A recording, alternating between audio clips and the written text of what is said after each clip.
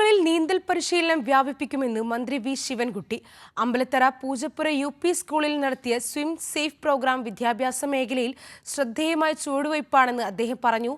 സ്കൂളുകളിലെ 300 വിദ്യാർത്ഥികൾക്ക് നീന്തൽ പരിശീലനവും നൽകി. നീന്തൽ പരിശീലനത്തിലൂടെ ഒരു ജീവിത നൈപുണ്യം പഠിപ്പിക്കുക മാത്രമല്ല, ഭാവിയുടെ സംരക്ഷണം കൂടിയാണിത്. ഈ സാഹചര്യത്തിലാണ് നീന്തലും ജലസുരക്ഷയും പാഠ്യപദ്ധതിയിൽ ഉൾപ്പെടുത്തിയത്.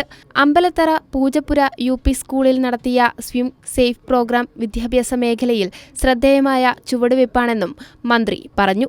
കേരളത്തിലെ കുട്ടികൾക്കിടയിലെ അപകട മരണങ്ങളുടെ പ്രധാന കാരണങ്ങളിലൊന്ന് മുങ്ങിമരണം.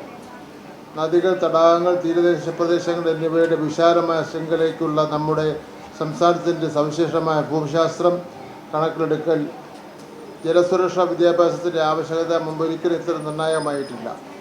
ഫെബ്രുവരി മാസം 4-ന് ആരംഭിച്ച് GUPS അമ്പലത്തറയിലും GUPS പൂജപ്പുരയിലും നടത്തിയ സ്വിം സേവ് പ്രോഗ്രാം ഈ പ്രശ്നം പരിഹരിക്കുന്നതിനുള്ള ഒരു ശ്രദ്ധേയമായ ചുവടുവയ്പ്പാണ്. WHO, the George Institute for Global Health, Centre for Injury Prevention and Trauma കെയറുമായി സഹകരിച്ച് സംഘടിപ്പിച്ച സ്വിം സേഫ് പദ്ധതിയുടെ സമാപനവും സർട്ടിഫിക്കറ്റുകളുടെ വിതരണവും നിർവഹിച്ച് സംസാരിക്കുകയായിരുന്നു മന്ത്രി.